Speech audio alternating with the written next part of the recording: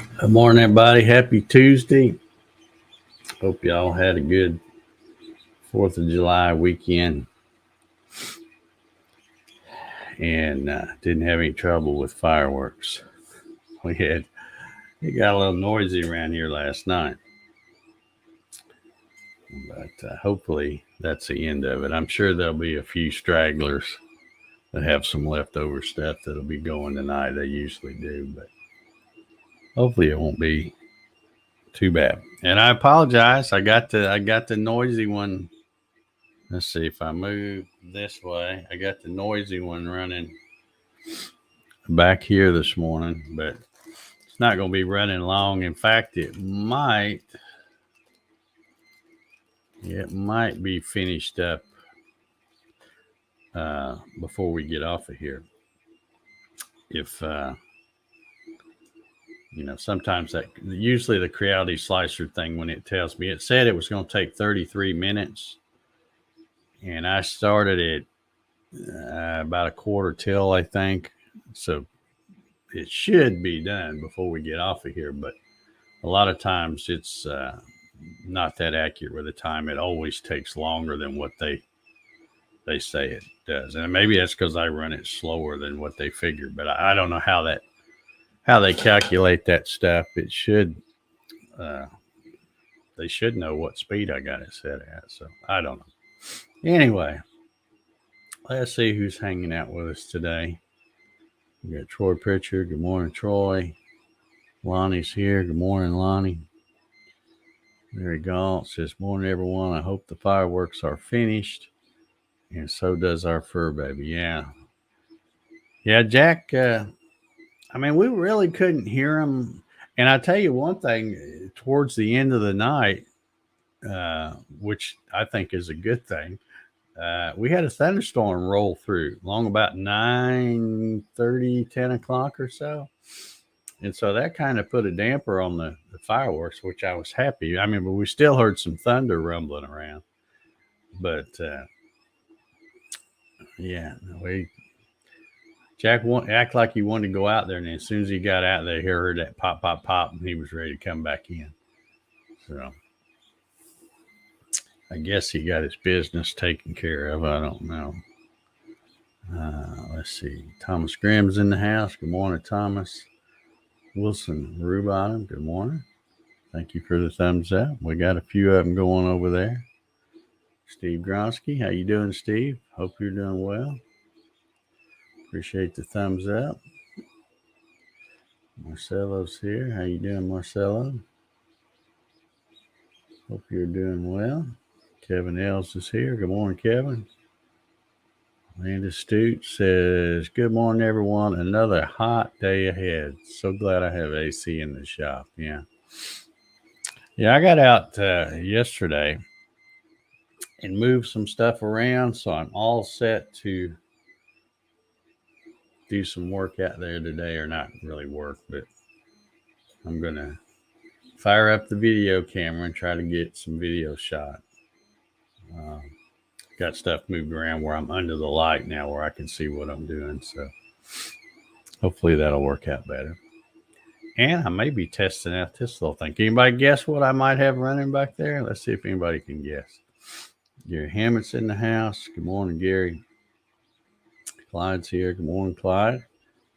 I like your Canadian flag there. I like that. George Rothfuss, good morning, sir. Sean's here in the house. Good morning, Sean. Yeah, it's going to be a hot one. Joanne said, like I said yesterday, rinse and repeat all week long. Really hot, steamy, high humidity, chance of thunderstorms every day this week. So,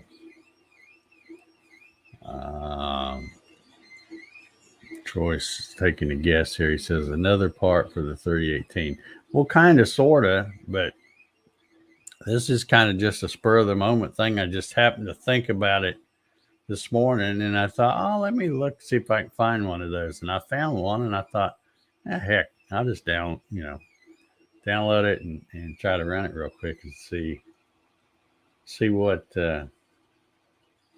if it works. So I don't know if it'll fit. I didn't draw it. I just downloaded it from Thingiverse, and it's always hit or miss when you do there, because if you just get the STL file and then you download it and run it, and it doesn't fit, like it's too tight or too loose, then you have to run another one and play with the percentage. If it's, say it's too loose, then you could run it again and tell it to run it at 100 instead of 100% scale. You'd say, well, run it at 99% to try to shrink it down a little or something. And but hopefully, if whoever drew it did a good job, it'll be close enough to fit. But if it finishes, we'll see before we leave here today if it fits. But let me set my camera over here. Well, yeah, I don't know if it's going to be done or not. Looks like it might. But anyway, Mark Lindsay's here. Good morning. 63 in Southern Oregon. Rain all day, high of 78. The rain doesn't sound too great, but the high of 78 sounds pretty dadgum good for me. I think I think Joanne said our high is supposed to be about 90 or 91 or something like that, in the 90s, but the heat index is going to be just ridiculous because of the humidity. In fact, if I look right now, let's see what it says. We'll just take a look and see what it's looking like right now. Yeah, we got 89% humidity with a dew point of 73. So it's like I said, it's only 77 out there now, but with that kind of humidity and stuff, it's already some of that air where you just walk out and you feel like you can slice it. So anyway. Oh, yeah, he forgot to mention that. Yeah, that makes a big difference. So you're not going to get off easy either. Yeah, Clyde says, need rain here, grass is brown. Yeah, mine's all back to normal, all green. In fact, I swear I just cut it Saturday, and that rain we got, and then it was pretty sunny yesterday. I'll probably get out and cut it again the next day or two. Troy says a lot of cornfields are not knee high yet. Uh-oh. They're supposed to be knee high by 4th of July. That's what the old saying is in Indiana anyway. I'm assuming it is in Michigan too. Leo says rain right now, heat index of 101. Yeah, Marcelo says it's raining here all day. All right.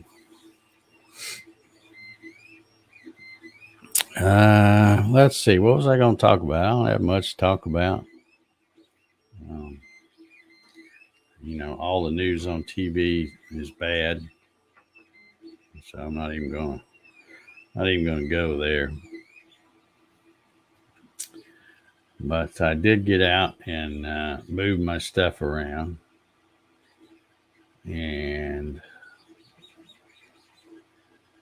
got some stuff ready to go for today. So, and then, like I said, this was kind of a last minute thing that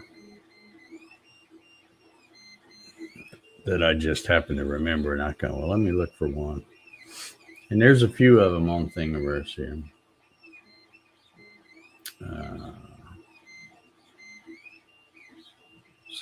Several different ones. So we'll see. I'll see if it works, and I may use it in the video if it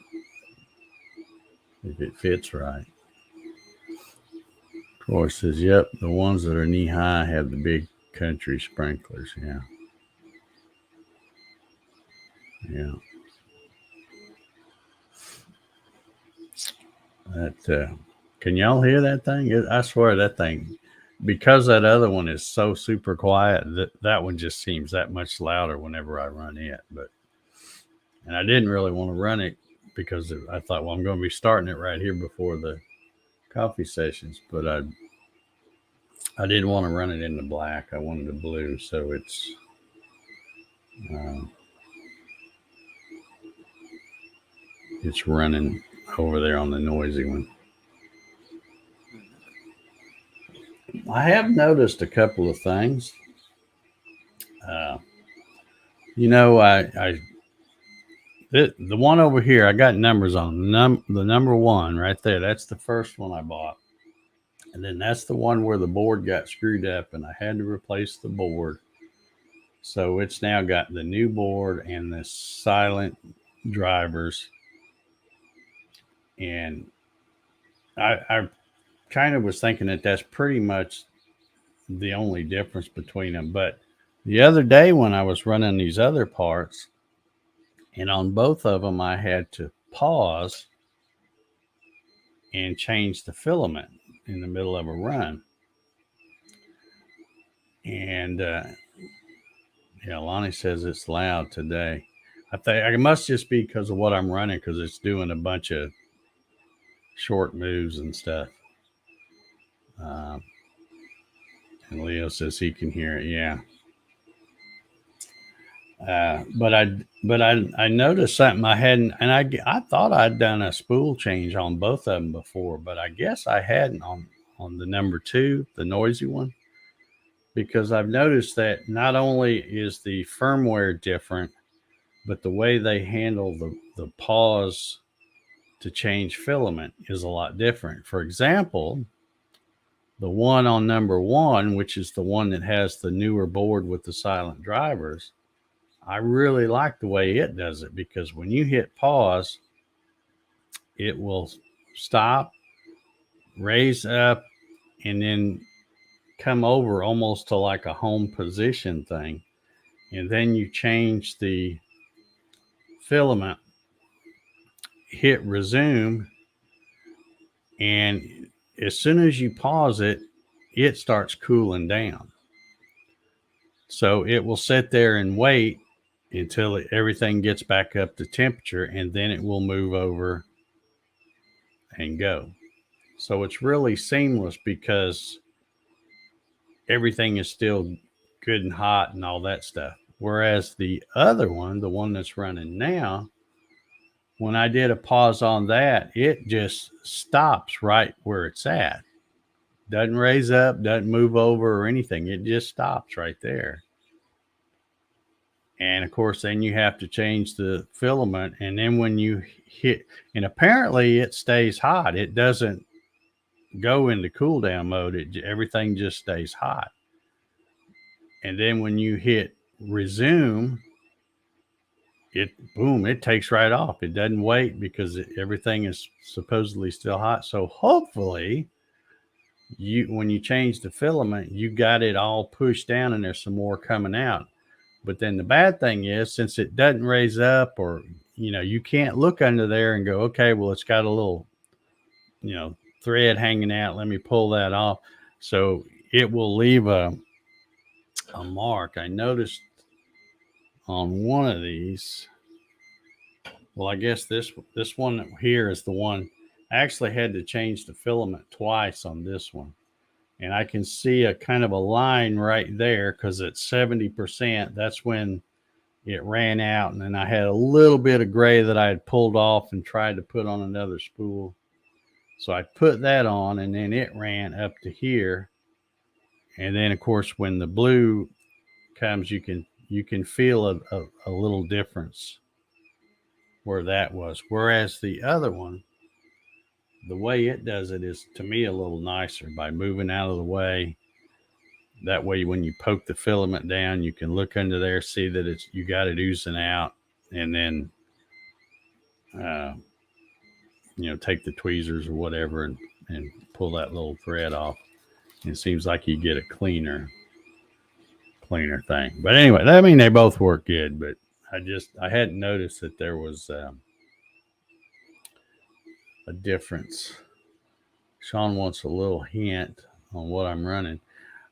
Sean, if you watched the show Saturday, I talked about it at the end of the show. In fact, I showed a guy using one of these, and the reason I showed it is because I hadn't even heard of them before. Didn't know it was a thing, but so that's what I'm printing now,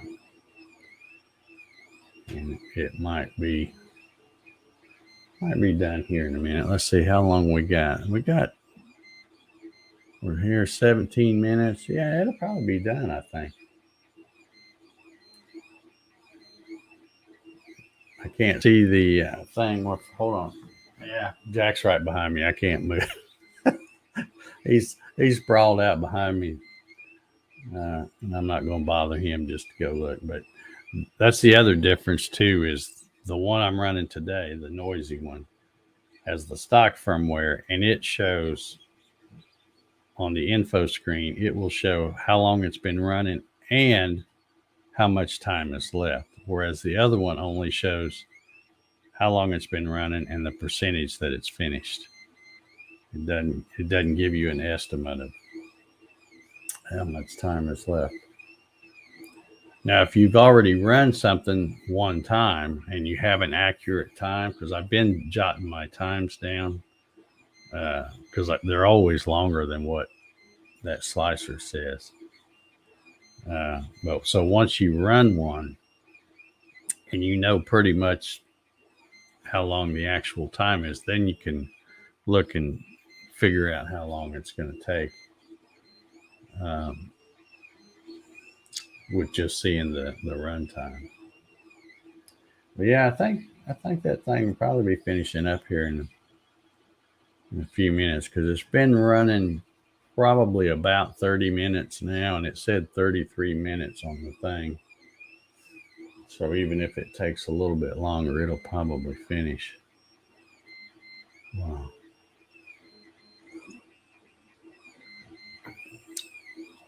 Yeah, we got some folks that know what I'm talking about. Yeah, it's one of those Collet fans that I was showing, that whatever that guy's Webercraft, or I think is how you would say it, his channel name. I showed that, but there's quite a few of them on Thingiverse. Not a ton. There's even one for a ER20 Collet, and I'm like, nah, I'm not gonna try. I'm not gonna try that one. And for one thing, I don't really need one on my big spindle, because with it being air cooled, it has air blowing down through there anyway. So kind of like a router. So it keeps the chips clear. But that little spindle on the 3018,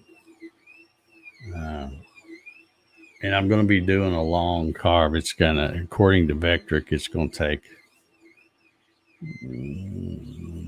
Let's see. I think the whole thing, there's 3 tool paths, and I think it's close to 5 hours total. But about 4 of that is the roughing pass. So I figured, what the heck? I'll print out one of these little things, and if it fits, I'll put it on there, and we'll see what happens. I just hope it's a good snug fit. But we will see. Don says, not sure how well I would trust it. Yeah.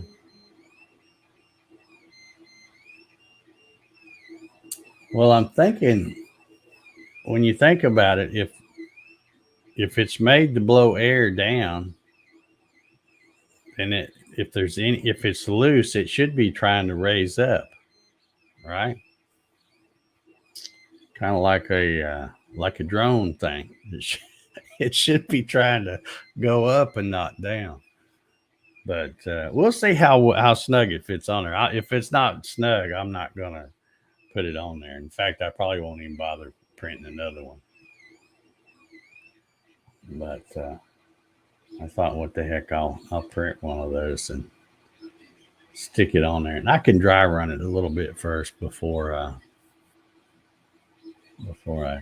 do it. But apparently that is a thing, because there are. I'm on the Thingiverse page right now, and there's one. Let's see. There's 1, 2, 3, 4. Oh, now here's one. This is interesting. See, here they have one that's for a DeWalt 611. Now, why would you need one there? Because that has air coming down through it, right? I don't get that. So there's about, let's see, 1, 2, 3, 4 that I see on Thingiverse that are for the ER11. And then there's one that says it's for an ER20, which, like I said, I know I'm not going to put one on one of those.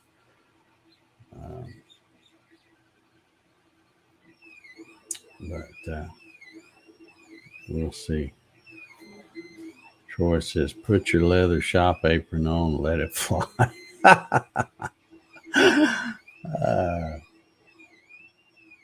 Yeah, we will see. I think it'd probably be all right if you can get it stuck on there good, in a full face shield. Yeah, yeah, we'll see. We will see how it does. I guess a lot of it will depend on how balanced it is as it's printed. Like I said, I didn't draw it, so we'll see. Hopefully, the guy that did it knew what he was doing and got everything the same thickness, and I'm sure he probably did. There's also a little, I'm not sure. I think this might be, it's some kind of a dust beat, but it looks tiny, so I'm wondering. No, it looks like that fits a, okay, well, there it's on a Makita. And there they're showing it on a DeWalt. No, oh, I guess he's got different ones here. Let's see. DeWalt 611, a Makita 701. Yeah. I just don't know about that. I don't know about that.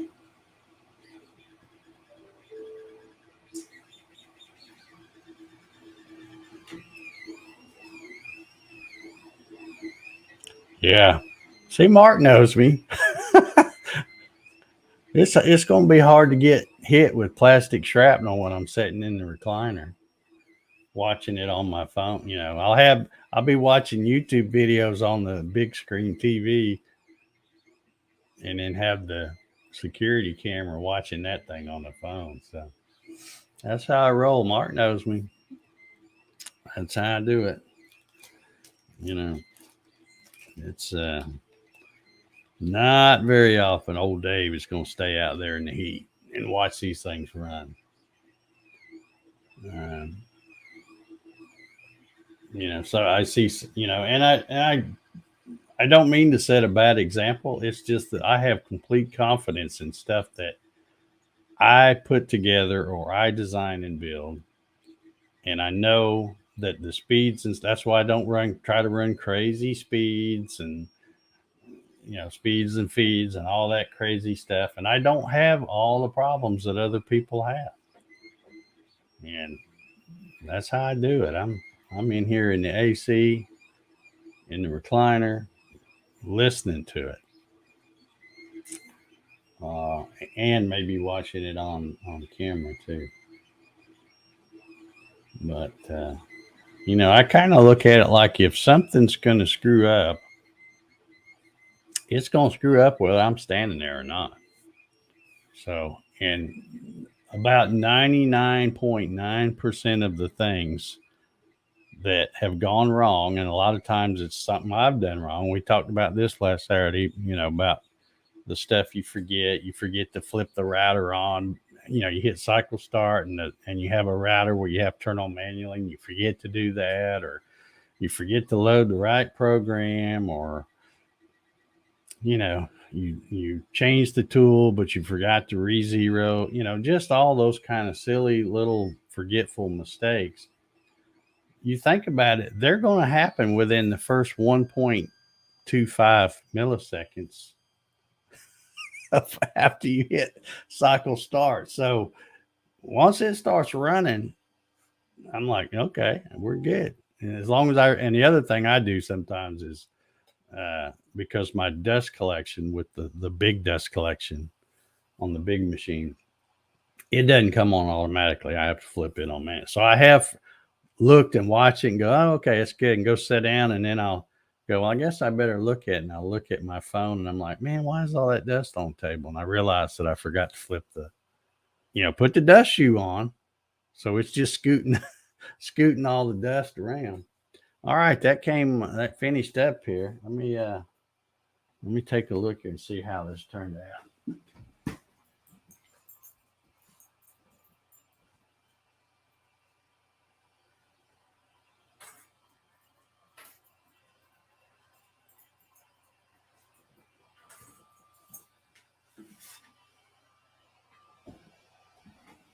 It's not a very big old thing, I'll say that. There it is. See if I can hold it up here where y'all can see it.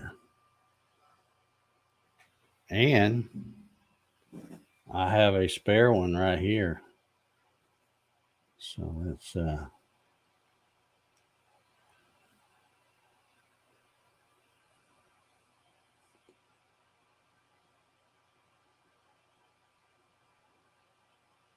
trying to figure out how this thing goes on, because I was thinking some of these other ones.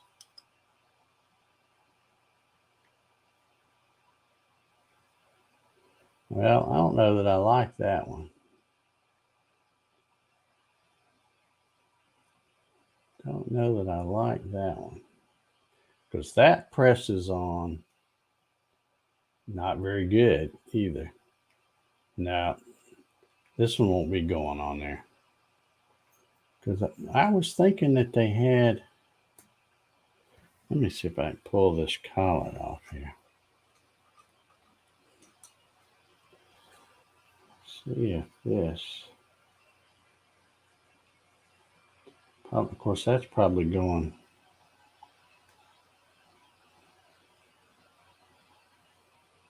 I think that'd be going the wrong direction.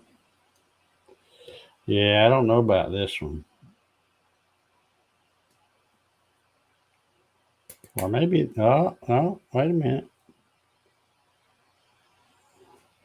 Maybe that's the way it's supposed to go on. Now, if it goes on that way,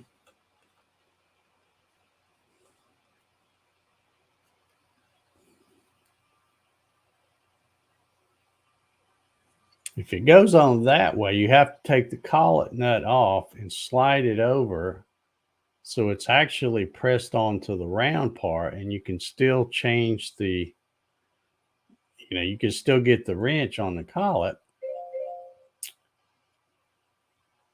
Let me go find that one. Let's see which one was it I got.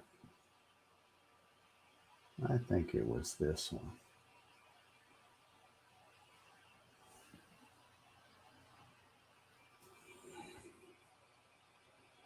Yeah, that's the way it goes. So you have to, so it can't really come off. Now it could break apart in two pieces and come off, but it can't come off because it can't get past the collet.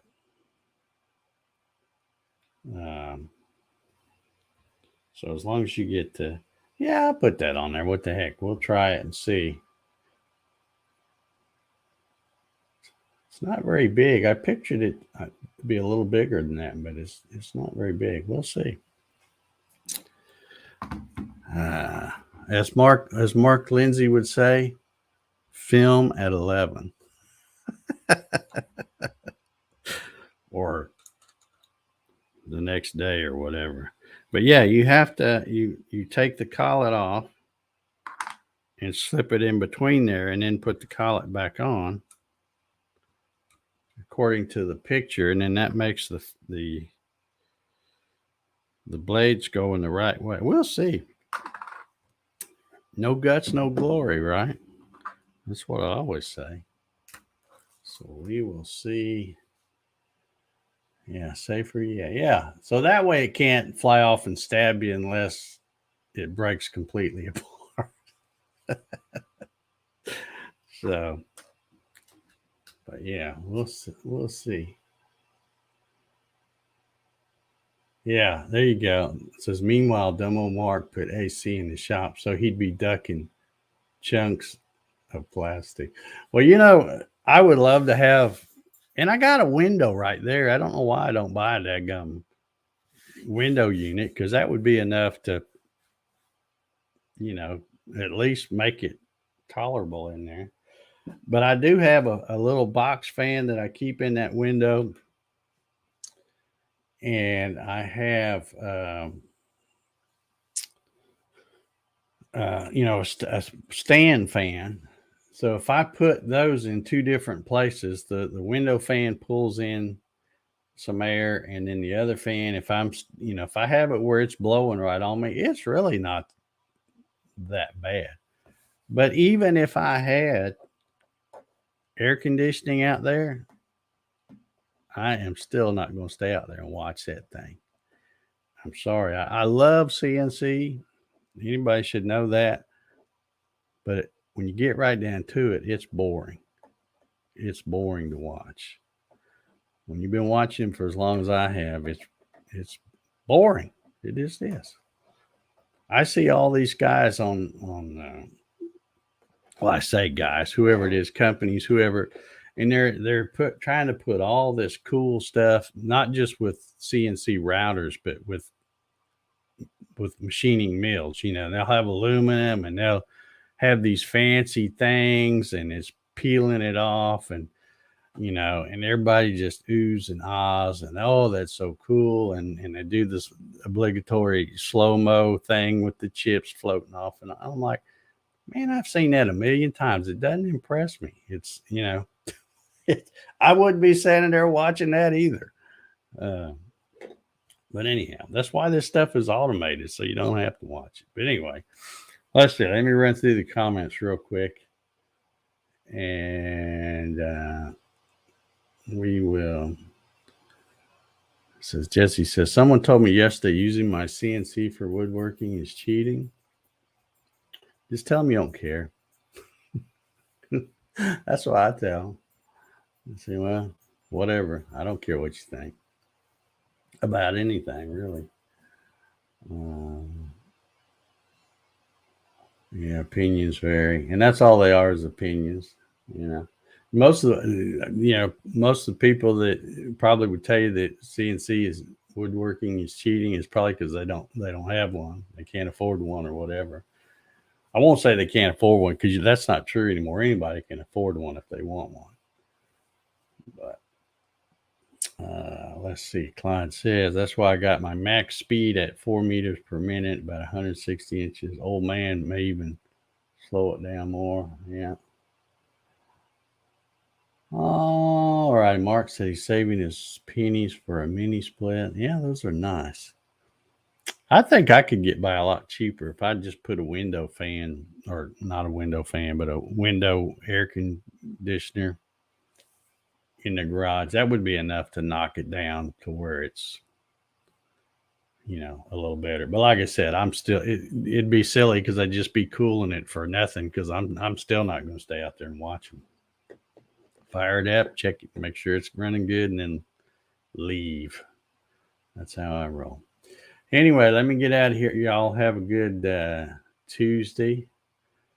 Hopefully I'll have good luck with this little thing here, and y'all get to see it make its video debut on my YouTube channel. So everybody have a good one. We'll see y'all tomorrow for number 518. Lord willing, and the creek don't rise. See y'all.